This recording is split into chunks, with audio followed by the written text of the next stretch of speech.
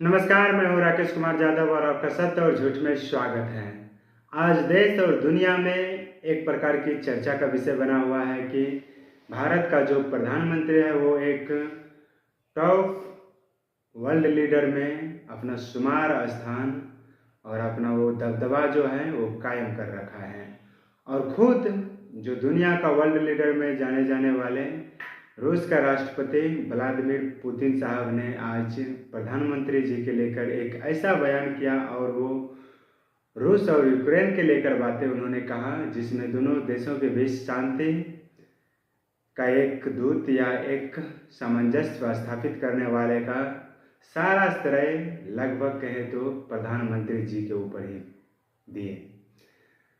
तो आपने देखा कि जब भी हमारा देश का मुखिया, चाहे वो 2024 में या उससे पहले, जब रूस के दौरे पर जाते थे तो वो शांति के लिए एक अच्छा प्रस्ताव रखते थे और वो कहते थे और दुनिया कहता था कि भारत तटस्थ है, लेकिन भारत तटस्थ नहीं था।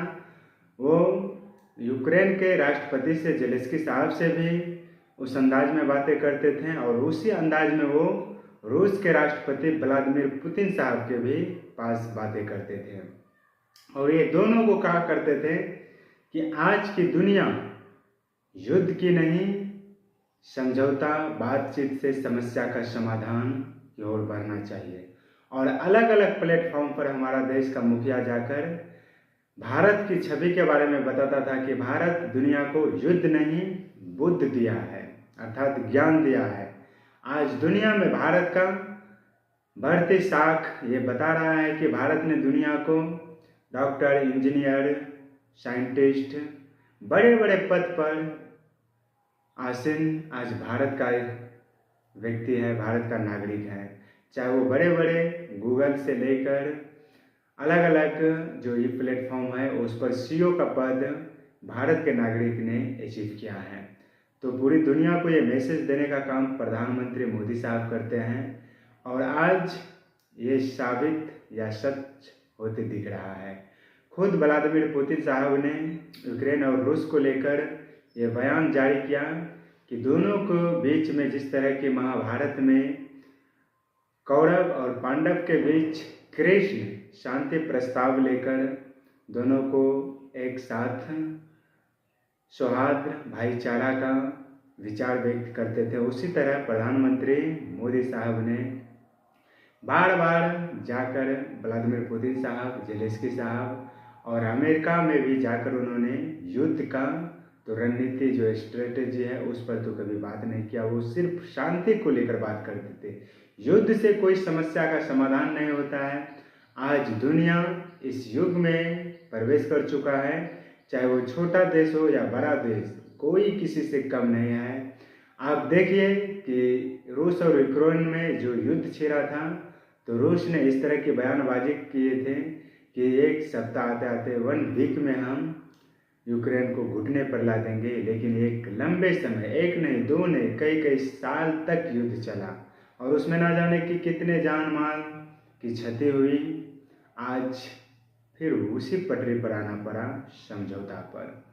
तो प्रधानमंत्री जी की जो विजनरी टाइप के पर्सन के रूप में उन्हें गिना जाता है, तो इसीलिए गिना जाता है कि आज नहीं तो कल आपको इसी प्रकार के विचार पर, इसी प्रकार की जो आपका व्यक्तित्व होगा, जो आपका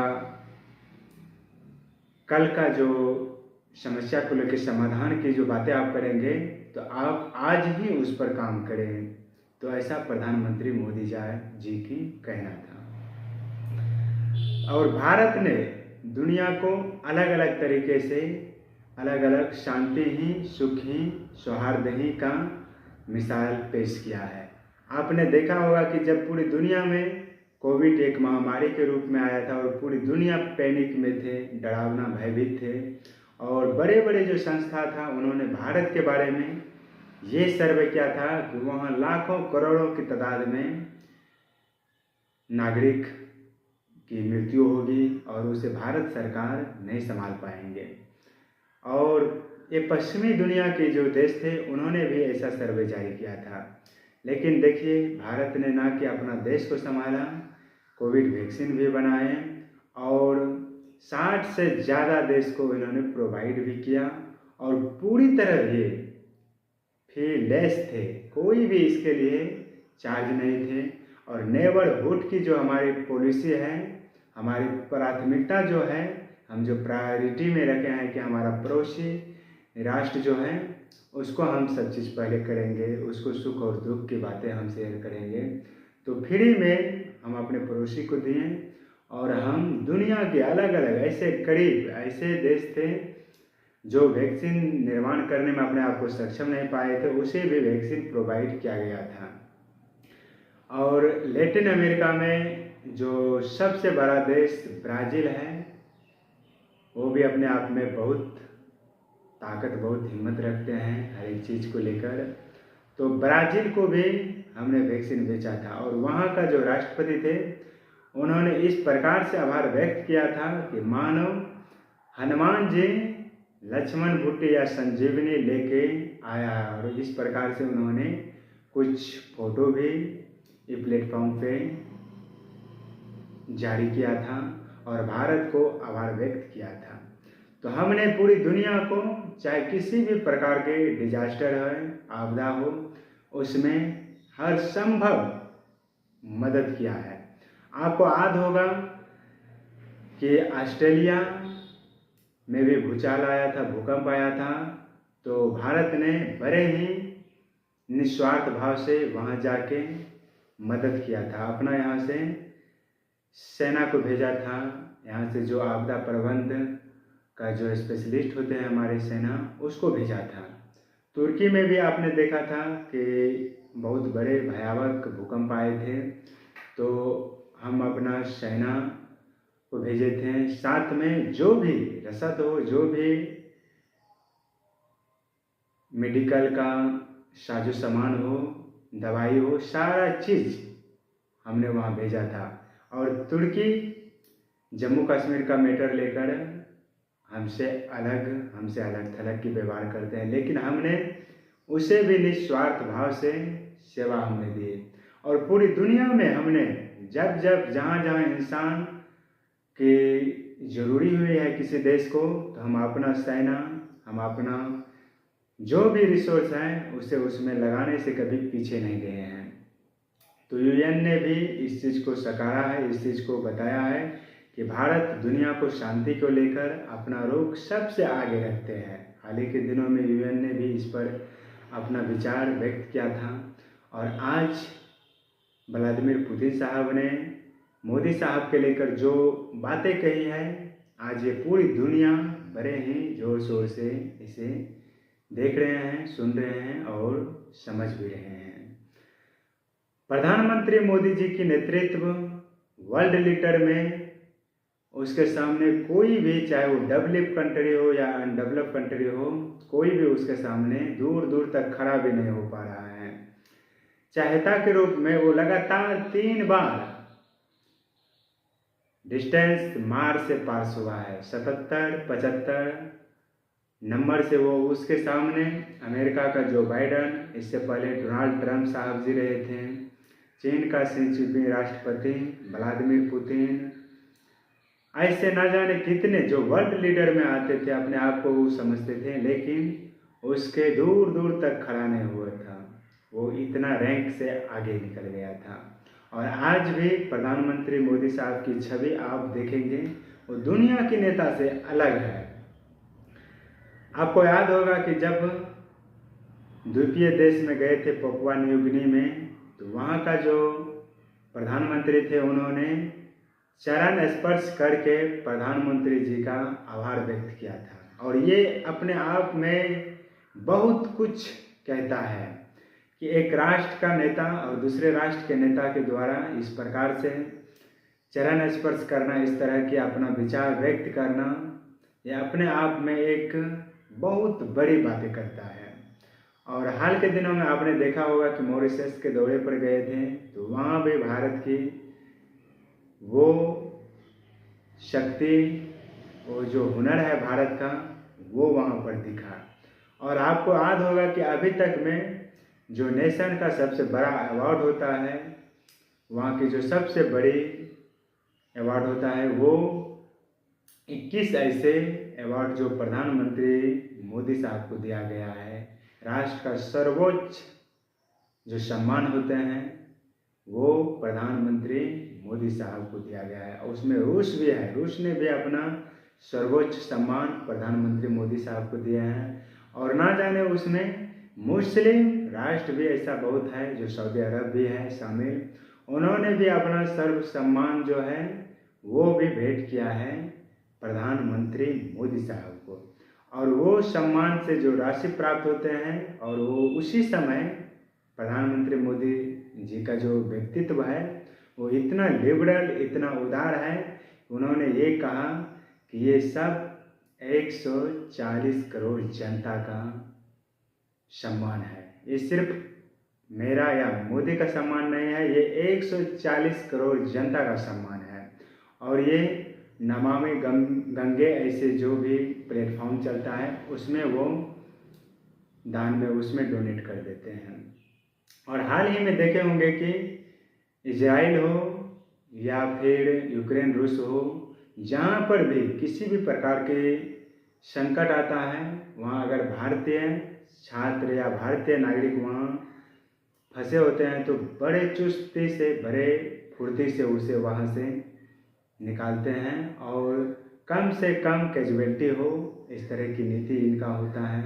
आपको याद होगा कि जब युद्ध रूस और यूक्रेन में शुरू हुआ था तो पूरी दुनिया कहा था कि कुछ समय के लिए प्रधानमंत्री मोदी साहब ने व्लादिमीर पुतिन से और जेलेंस्की साहब से मिलकर युद्ध को रुकवा दिया था, वो अपने नागरिक को निकालने के लिए। ये भी आप लोग सुने होंगे। और ऐसे किसी के कहने पर कोई राष्ट्र युद्ध को बीच में ही नहीं रोक देता है। तो इसके पीछे आप उसकी व्यक्तित्व, उसकी जो एक पर्सनालिटी भी आप कह सकते हैं कि वर्ल्ड के स्तर पर उनका किस तरह की है। आज प्रधानमंत्री मोदी साहब पूरी दुनिया में ये कहते कभी थकते नहीं हैं कि जिस प्रकार से भारत की पॉलिसी है कि वासुदेव कुटुंबकम, पूरी ये दुनिया है, सिर्फ भारत ही नहीं हमारा घर है, पूरी दुनिया हमारा घर है और हम एक परिवार की तरह हैं। सब एक साथ आगे बढ़ें, एक सही दिशा और दशा में वर्क करें। पूरी दुनिया आज इंटरकनेक्टेड है, कोई अलग थलग नहीं है, और पूरी दुनिया को एक सही दिशा में कार्य करने का एक सही समय है। और इस पर बड़े बड़े ऐसे संस्थाओं में जाकर प्रधानमंत्री मोदी साहब ने अपना विचार व्यक्त किया है। चाहे वो आप सोलर मिशन को लेकर कहें, पेरिस में जब इसकी बैठक हो रहा था तो पूरी दुनिया का वर्ल्ड लीडर वहाँ पर प्रेजेंट हुए थे और उन्होंने अपना विचार व्यक्त किया था कि आज जो राष्ट्र पॉवर्टी के गरीबी इंडेक्स से काफ़ी नीचे हैं, वहाँ की आधारभूत संरचना काफ़ी लाचार है, चरमराया हुआ है। वो रात की स्लम पद्धति में अपने जीवन व्यतीत करते हैं। बिजली जो मेन सोर्स है उसे वो प्रोवाइड नहीं हो पाता है, उसको उतना ईंधन की पूर्ति नहीं हो पाती है। तो वहाँ पर मोदी साहब का बहुत प्यारा कोटेशन था कि वन ग्रिड वन अर्थ। ये बहुत बड़ी बात है कि एक पृथ्वी है तो पूरी पृथ्वी पर रोशनी होना चाहिए, इंजोर होना चाहिए। और इसी को संकल्प को लेकर उन्होंने ये जो सोलर मिशन है इसे उन्होंने शुरू किया था। और उसमें फ्रांस जो इसका भारत का एक प्रकार के कहें तो मैत्रिक या मित्र के रूप में खड़ा हुआ था। आज इसमें देखिए 180 देश से ज़्यादा इसमें एड ऑन हो चुके हैं और ये पूरी दुनिया का एक ऐसा बड़ा संस्था है जो मोदी द्वारा नेतृत्व किया गया। और पूरी दुनिया में ये प्लानिंग मोदी का एक जमीनी स्तर पर उतरता दिख रहा है। तो ऐसी ढेर सारी बातें हैं जो देश और दुनिया को लेकर हमारे सरकार मोदी ने काम किए हैं। हम लोग इसे देखते हैं कि ये सिर्फ भारत का ही प्रधानमंत्री है, लेकिन ऐसा नहीं है। हमसे ज़्यादा ऐसे दुनिया का ऐसा बहुत सा देश का ऐसा नागरिक है जो प्रधानमंत्री मोदी की छवि को जानते हैं और उसे एक अलौकिक या उसे एक ऐसा नाम उसे दिया जाता है कि जो अतुलनीय है, वो द्वितीय है, वो विश्वसनीय है। आज प्रधानमंत्री जी पूरी दुनिया का नेतृत्व में उभरा है और उसे पूरी दुनिया चाहता भी है, चाहे वो पश्चिमी दुनिया हो, चाहे एशिया का, दक्षिणी पूर्वी एशिया का भी देश हो, कोई भी हो, चाहे पश्चिमी एशिया हो, चाहे अफ्रीकी देश को ले लें। आप अफ्रीकी को लेकर मैं अपना बताना चाहूँगा कि जब G20 का हम लोग प्रेसिडेंशियल संभाल रहे थे 2022 में, तो आपको याद होगा कि हमने अफ्रीकी महाद्वीप को G20 में एड ऑन किए थे और उस पूरी अफ्रीकी महाद्वीप को जो 57 देश था उसे हम एक साथ G21 के रूप में इसे हम जोड़ा और 21 में पूरी अफ्रीका महाद्वीप को हमने जोड़ा और उसमें ना जाने कितने देश हैं, जैसे कि मैंने अभी आपको बताया 57 देश उसके अंतर्गत आते हैं। वो सारे देश इसमें जुड़ गया और ये भारत के प्रेसिडेंसी, भारत के जब इसका नेतृत्व कर रहा था G20 का, उस समय ये अफ्रीका महाद्वीप को लेकर भारत ने अपना आभार व्यक्त किया और इसको लेकर अफ्रीकी महाद्वीप में भारत के लेकर सबका एक खुला विचार है। जिस प्रकार से हमारा पड़ोसी चीन है, उसके लेकर आज पूरी दुनिया में एक छवि बनी हुई है कि उनकी विस्तारवादी नीति है, वो किसी भी देश को उस तरह से नहीं आंकता है जिस तरह से भारत आंकता है। भारत आज चाहे वो छोटी देश क्यों ना हो, चाहे वो बड़ी देश क्यों ना हो, 1 इंच तक किसी के अंदर अपना दखल नहीं किया है। आप चीन को लीजिए, चीन का पड़ोसी से तो 36-72 का आंकड़ा है ही, लेकिन हजारों किलोमीटर दूर वहाँ भी वो अपना विस्तारवादी नीति को अंजाम देने से चूकता नहीं है। तो ये है भारत और चीन, या पूरी दुनिया में कहें तो भारत का लीडरशिप।